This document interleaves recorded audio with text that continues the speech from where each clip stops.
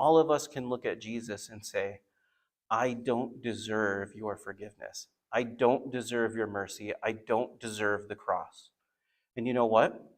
Saying that, you would be 100% correct. We don't. Nobody deserves it. But it has nothing to do with how bad we are, or how evil we were, or how evil the world was as it contaminated us. It has everything to do with how good and how loving and how compassionate and how merciful Jesus is.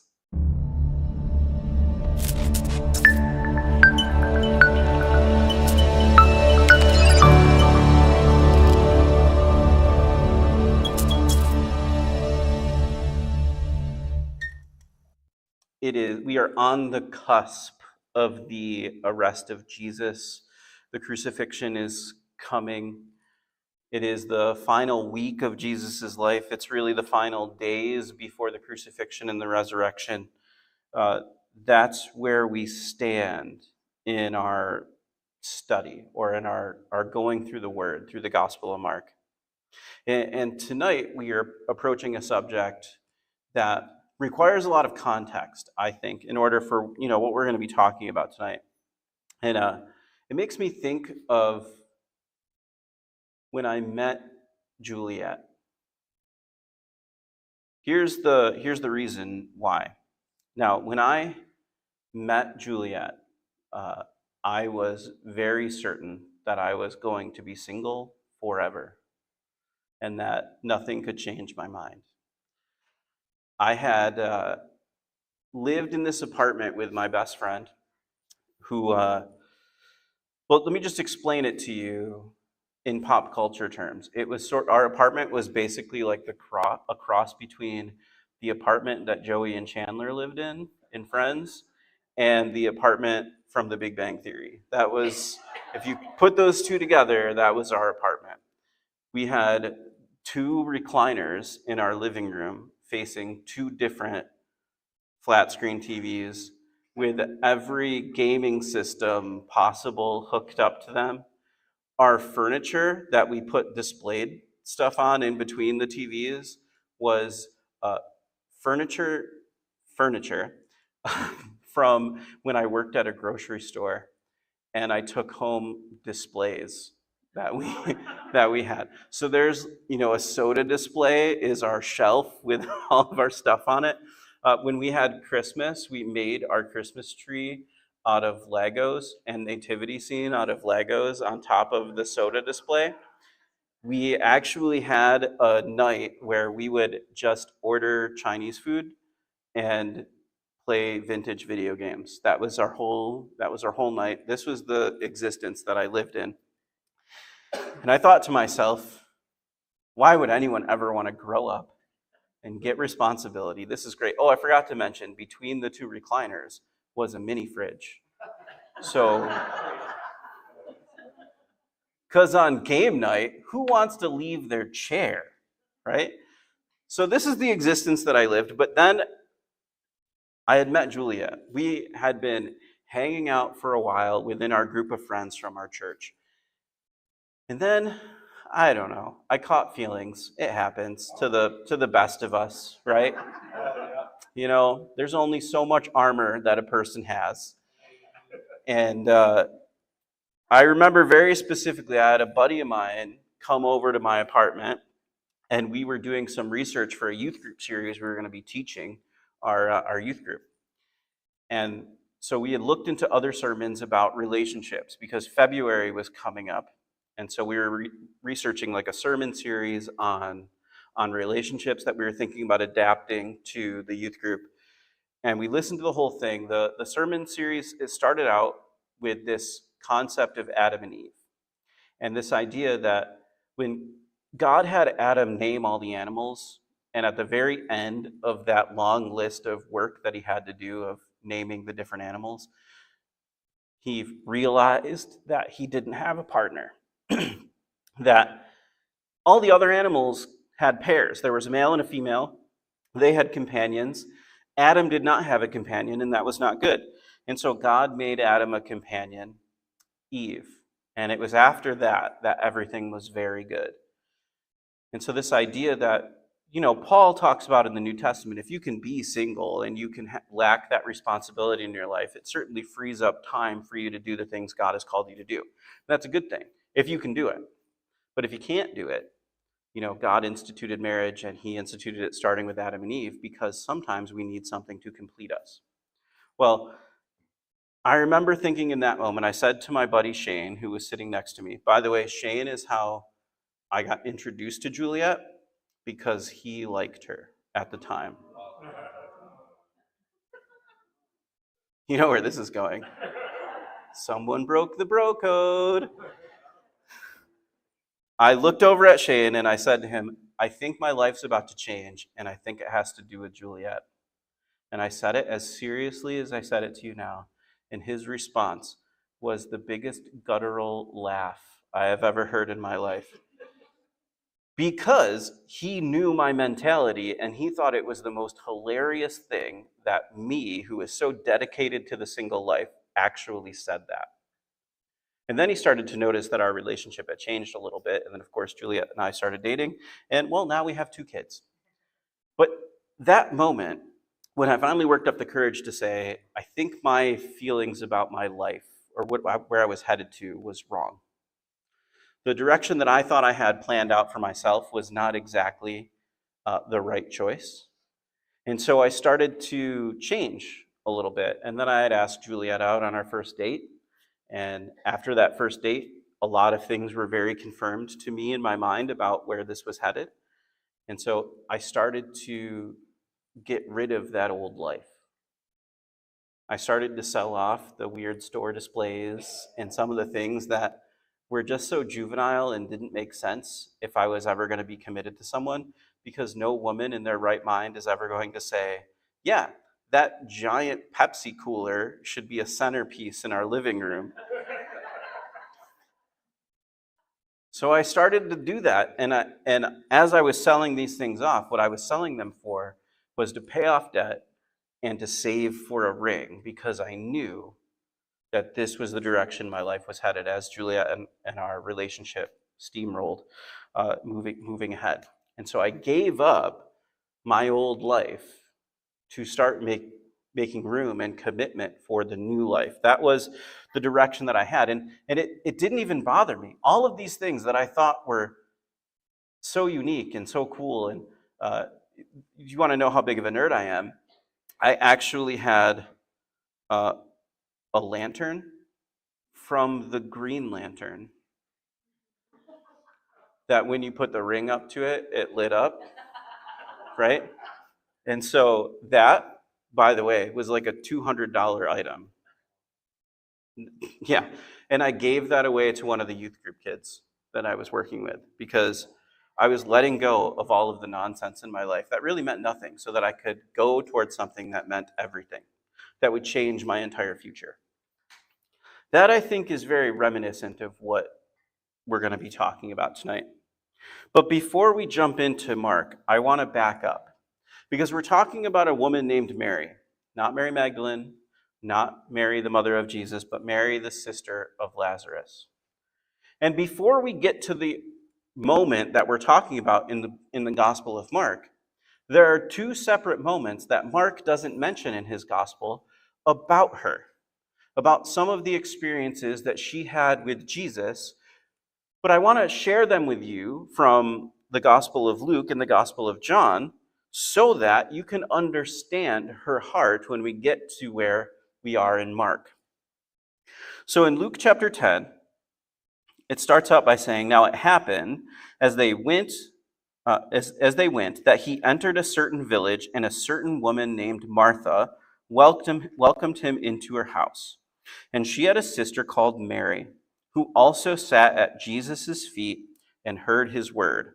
But Martha was distracted with much serving, and she approached him and said, Lord, do you not care that my sister has left me to serve alone? Therefore, tell her to help me. And Jesus answered and said to her, Martha, Martha, Martha. Yeah, if you're from the 70s, you know that reference. You are worried and troubled about many things, but one thing is needed, and Mary has chosen that good part, which will not be taken away from her. Now, this is sort of one of the major instances, and one of the first major instances we really see her described. And we see her described alongside of her sister Martha. Now, these are Lazarus's sisters. Lazarus, the guy who gets raised from the dead, these are his sisters. Now, Martha, we see, Jesus comes into the village. He's entered into Lazarus's home with his sisters there. And Martha takes all of the energy she has to serve everyone. She's filling the exact role that she's expected to fill. She's doing all the things she's expected to do. And she's doing it because that's what she's supposed to do. And because she seems to be someone who is kind of a type A personality, like many of us, we expect other people to do what they're supposed to do. And so she goes up to Jesus, who's the rabbi that everyone is seated around, and she says, Jesus, if she's going to listen to anybody, it's going to be you. Can you get my sister to do her job? Can you get her to do the things she's supposed to be doing? Look at me. I'm running around. You brought 12 other guys in here with you, plus I got Lazarus and my sister Mary, and who knows who else. And she's got to serve everybody and make food and serve and basically be a waitress when a bus rolls up to Applebee's, right? That's what she's doing. And she's like, Mary is not helping me. She's supposed to be helping me. You know, she's also Lazarus's sister. She's supposed to be, hospitality.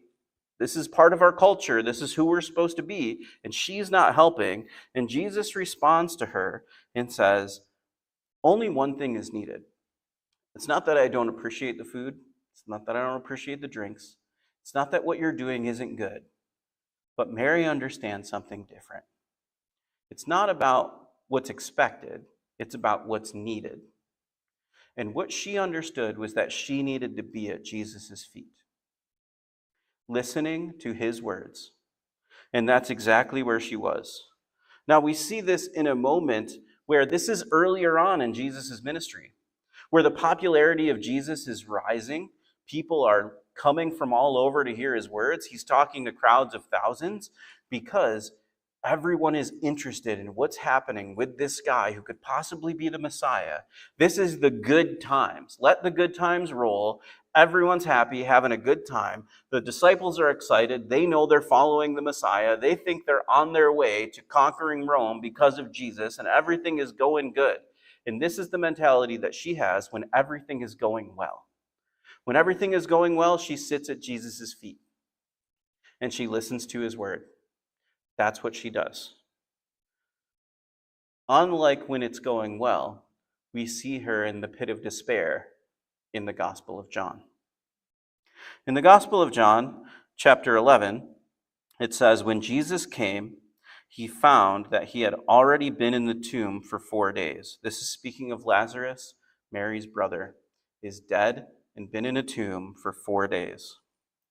Now Bethany was near Jerusalem, about 2 miles away, on the Mount of Olives, by the way. And many of the Jews had joined the women around Martha and Mary to comfort them concerning their brother. Then Mary, as soon as she heard that Jesus was coming, went and met him. But Mary was sitting in the house. Now Martha said to Jesus, Lord, if you had been here, my brother would not have died. But even now, I know that whatever you ask of God, God will give you. Now Mary and Martha are different people. Martha's kind of type A. She wants to serve. She wants to do what's expected of her. But listen to what she said. She said, if you had been here, my brother wouldn't have died. But I know that whatever you ask of God, he will give you. Her faith is ringing out true and coming clear. And Jesus says to her, your brother will rise again. Martha said to him, I know that he will rise again in the resurrection at the last day. And Jesus said to her, I am the resurrection and the life. He who believes in me, though he may die, he shall live. And whoever lives and believes in me shall never die. Do you believe this? And she said to him, yes, Lord, I believe that you are the Christ, the Son of God, who has come into the world. Now listen, Martha sounds different. Even though she's grieving and she's in the pit of despair, her brother has died, she believes that whatever Jesus says will happen. Whatever Jesus wants from the Father, he'll get. She believes that he is the Christ. She believes what he's saying about the resurrection, and that he is the resurrection and the life, and that he is the Son of God who came into this world. She believes it. And so her attitude has changed because she's been in the presence of Jesus. But what about Mary? Mary, who sat at the feet of Jesus when everything was going well. What is her reaction going to be when everything is falling apart? When she said these things, she went her way and secretly called her sister, saying, "The teacher has come and is calling for you." As soon as she heard that, she arose quickly and came to him. Now Jesus had not yet come into the town, but was in the place where Martha met him. Then the Jews who were in the house and comforting her, when they saw Mary, rose up quickly and went out, followed her, saying, "She is going to the tomb to weep there." So as soon as Mary hears that Jesus is looking for her, she runs to him, even though he's not in Bethany yet. She goes out to meet him wherever he's at because she knows he's looking for her. Then Mary came where Jesus was and saw him. And what did she do? She fell down at his feet, saying to him, "Lord, if you had been here, my brother wouldn't have died." Therefore, when Jesus saw her weeping, and the Jews who came with her weeping, he groaned in the spirit and was troubled, and he said, "Where have you laid him?" They said to him, "Lord, come and see." Jesus wept. Then the Jews said, "See how he loved him." And some of them said, "Could not this man who opened the eyes of the blind also have kept this man from dying?" Now, Martha seemed to be more open to what Jesus was capable of doing at this moment in time. Mary was in complete despair. She came running to Jesus and she said to him, "If you had been here, Lazarus wouldn't be dead." But what did she do? She fell at the feet of Jesus. When it was good times, she sat at the feet of Jesus to hear his word. When it was difficult and it was the hardest time, when everything had fallen apart and everything in her life fell off the grid, she fell at Jesus' feet. Because in this society, we know Mary and Martha lived with Lazarus. That means they weren't married. And they couldn't own land because they weren't married. And so their entire life was up to Lazarus. Lazarus, their brother, took care of them. He owned the land. He owned the house. He gave them a place to live. He gave them whatever wealth they might have endured because of what Lazarus did. And with Lazarus gone, they now have nothing. They have no right to the land. They have no right to the home. Lazarus is their life, their brother, because they're not married. And Lazarus is gone. Their brother, whom they love, and who gives them everything in their life. It's like a child losing a parent before they should. Because they don't have land. They don't have a home. They don't have their names on the deed because it belongs only to Lazarus in this society. And he's gone. And she comes and weeps at Jesus' feet. In the good times and in the bad, she knows where to sit at the feet of Jesus. And Jesus' response, when he sees the grief that Mary has, and he recognizes the grief in the town for the beloved Lazarus and for his death of 4 days, and people are wailing and screaming and grieving at the loss of Lazarus, Jesus wept. This isn't just he shed a stoic tear. This is Jesus weeping uncontrollably. His grief for the people that he loved, Mary sitting in front of him at his feet, pouring her heart out. Jesus weeps. His softened heart for the people whom he loves. That's the picture we get here. But Mary, in the good and the bad, knows where to sit at the feet of Jesus. And the story continues in that Jesus raises Lazarus from the dead, because he told Martha, I am the resurrection and the life, and your brother will rise again. And he does it right there. And he does it to show that he has power over death because of what's coming, because the cross is coming. And that sets up where we are now in the story. After both the good times, when he ate with Lazarus and his sisters, and Mary was sitting at Jesus' feet in the joy of the early parts of his ministry when everything was going well and people were wondering and curious and concerned about what this new thing was going to be with this guy that people think is the Messiah. Now, he's raised Lazarus from the dead. He's taken her from the worst grief back to having a sort of life, because she could now count on her brother again. She now has a home and land because it's in Lazarus' name. He's raised again. She's gone from grief to joy because of Jesus. After that, there's another meeting. There's another dinner that takes place. It doesn't take place in Lazarus' home, but Lazarus and his sisters are there, and that's where we pick up in Mark 14. It says, after 2 days, it was the Passover and the Feast of Unleavened Bread.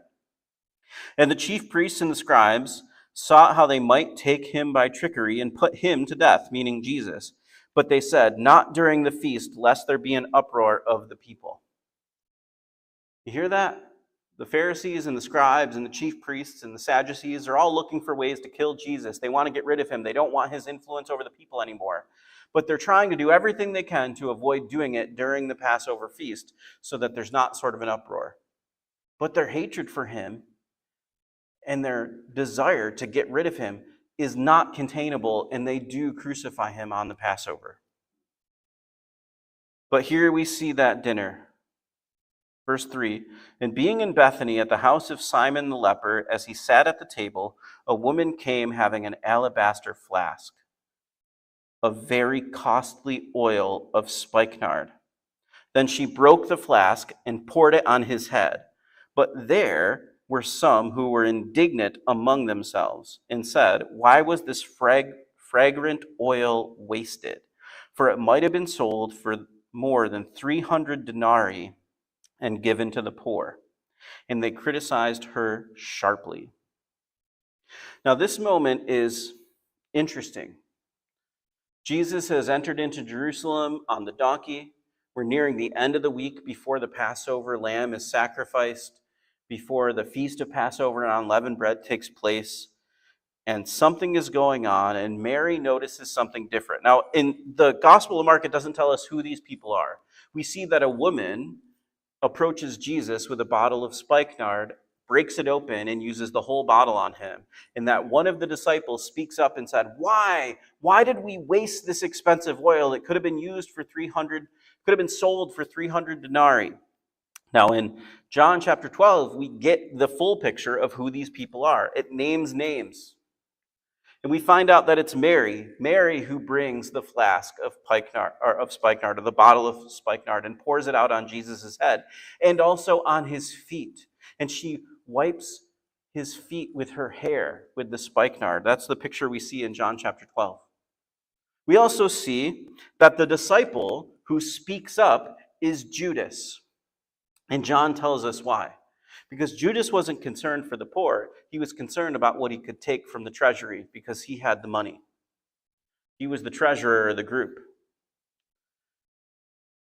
But there's something that happens here for us to understand this story. Now, William Barclay, who is a commentator on scriptures who happens to be really heavy-handed in history, says that there was a tradition to break the bottle when someone did something like this, because if they broke a bottle, it signified that it was only to be used on this one person to bring honor on that one person, because they were the guest of honor, and all honor was bestowed on them by saying, no one else can touch this expensive bottle because it belongs only to them. It was the highest form of honor in a moment like this.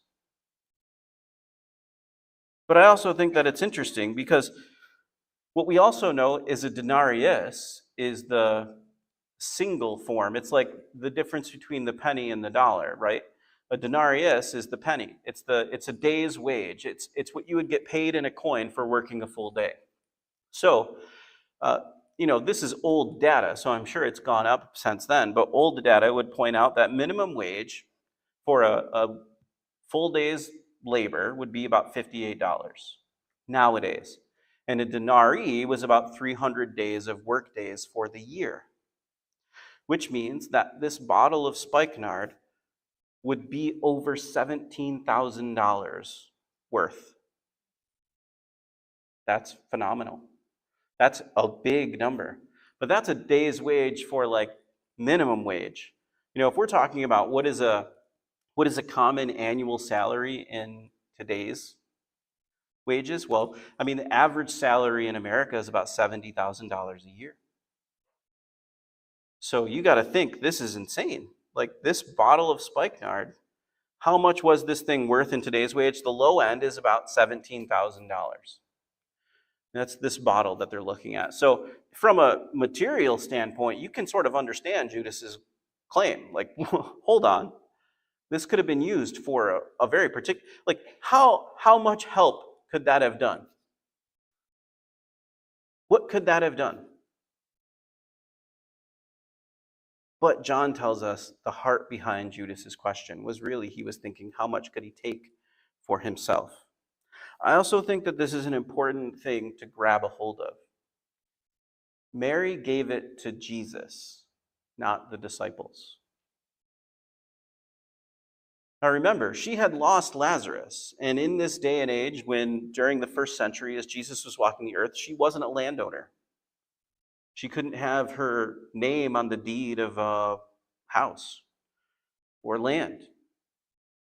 She lived in Lazarus's home.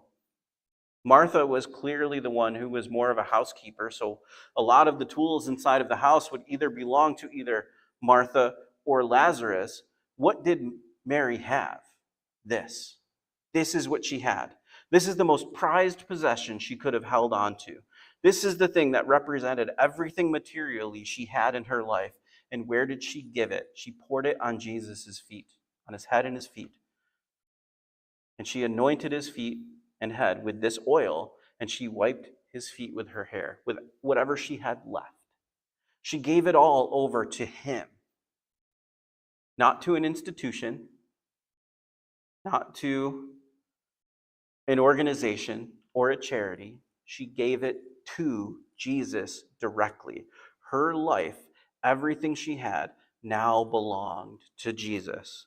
And she did it for a very important purpose. See, Jesus said, "Let her alone. Why do you trouble her? She has done a good work for me. You have the poor with you always, and whenever you wish, you may do them good. But me you do not always have. She has done what she could. She has come beforehand to anoint my body for burial. Assuredly, I say to you, whoever this gospel is preached in the whole world, what this woman has done will also be told as a memorial to her." She gave everything she had, materially, and even using herself, her hair, to wipe Jesus' feet and anoint him for a purpose, for his death. She was preparing him for death. Isn't it interesting that she gave of herself and of what she had for Jesus' death? Because what she had and who she was goes to the grave with Jesus. Because through the resurrection, we get new life. We are welcomed new life because of the resurrection. The old is dead. Our old life is gone. If we can put it at the foot of the cross, we can be dead. All of the grief, the shame, the guilt, everything we've ever done or that's been done to us that lives on in our head, that makes us feel like we are less than, not worthy, or that God could never love me, is put at the foot of Jesus on the cross, and it's dead and buried with him in the tomb. But he comes out of the tomb offering us new life in the resurrection, born again as a new creation. You know what happened recently in our society? We witnessed the loss of a very famous person, Phil Robertson. Phil Robertson of Duck Dynasty, if you've ever paid attention to that, the Duck Commander himself, they made a movie about his story called The Blind. And it tells the true story of Phil Robertson's conversion to Jesus, as best as they could tell it for an audience to be willing to listen to or see. And there's a moment where his sister, as he's raging out of control because of the alcohol and the drugs and the lifestyle that he's chosen to live because he's gotten caught up with the wrong people at the wrong time while he's vulnerable, trying to take care of a family, and he feels like he can't do enough, and he becomes consumed with himself, and he buys a bar, and he tries to find a way where he can justify all of the things he does in his life because it's part of a business to help take care of his family. And in that moment, his sister, who never gave up on him, brought a pastor into the bar. And the pastor's name was Bill Smith. And he walks up to Phil Robertson, and he gives him the gospel, and he kicks him out of the bar. And his life falls apart. He loses the bar. He loses his family. They move into a house that the church owned. And he's separated from them, and he's living out in the woods in the wilderness like a wild man. And that pastor comes and visits him in this camper that he has in the middle of the woods. As he comes to confront himself and he sees the demon inside of him. And he says, "What do I have to do? I can't keep doing this." And the pastor says to him, "Phil Robertson needs to die."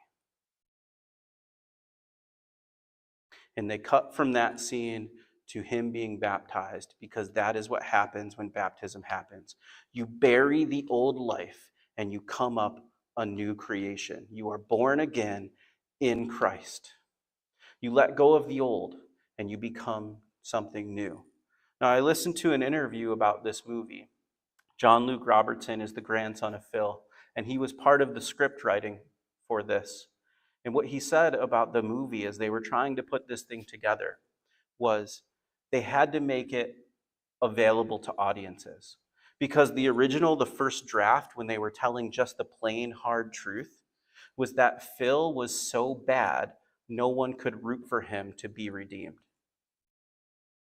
They had to change elements of the story or water it down because there was no way anyone who was watching the movie could root for him to be redeemed.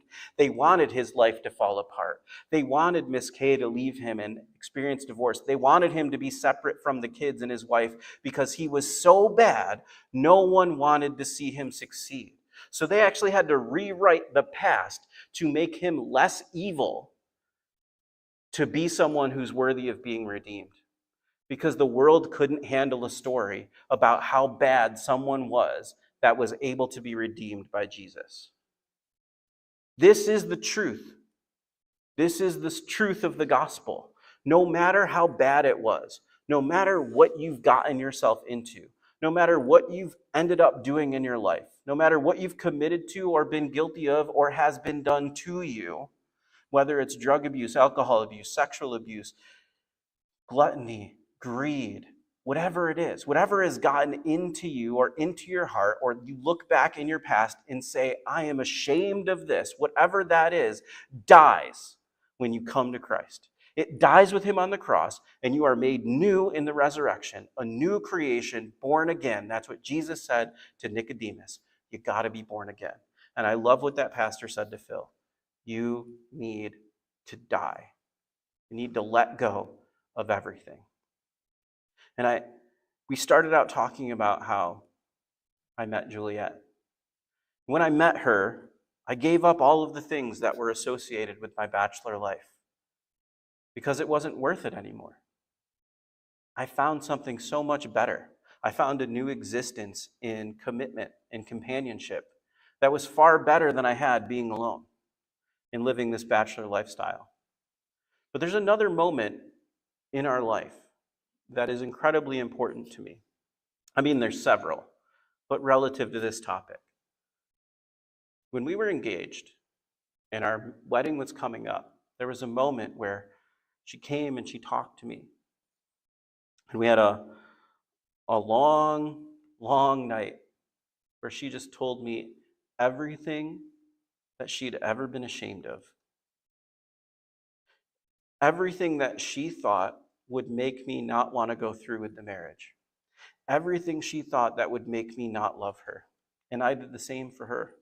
Told her everything. No skeletons in the closet. Nothing more to be ashamed of. Fully exposed out there. Wondering if you're going to crush my heart when I hand it to you. And in that moment, I understood Jesus' love for the first time. I experienced Jesus' love. I had Jesus' love in my life, but I didn't understand it until that moment. Because I looked at someone who opened up everything to me and said, this is my past, this is what I've done, this is what's been done to me, this is what haunts me still. Are you still willing to love me? And I looked at her and I understood, I love you more than your sin. I love you more than your past. We're starting a new life together and becoming one flesh and starting new from this point forward. And I understood, finally, what it was like to be loved by Jesus, what his love really is like, how good he really is. Because all of us can say the same thing. All of us can look at Jesus and say, I don't deserve your forgiveness. I don't deserve your mercy. I don't deserve the cross. And you know what? Saying that, you would be 100% correct. We don't. Nobody deserves it. But it has nothing to do with how bad we are, or how evil we were, or how evil the world was as it contaminated us. It has everything to do with how good and how loving and how compassionate and how merciful Jesus is. Because he loves us more than any evil we could commit. And if we are willing to go to his feet, we can be saved. We can be made new. We can die and be made a new creation in the resurrection. That's the gospel. And Mary shows us so clear, whether the good times are here or we're in despair, the place to sit is at the feet of Jesus, because that's where healing and forgiveness and mercy takes place, at the foot of the cross, so we can be made new in the resurrection. Let's pray.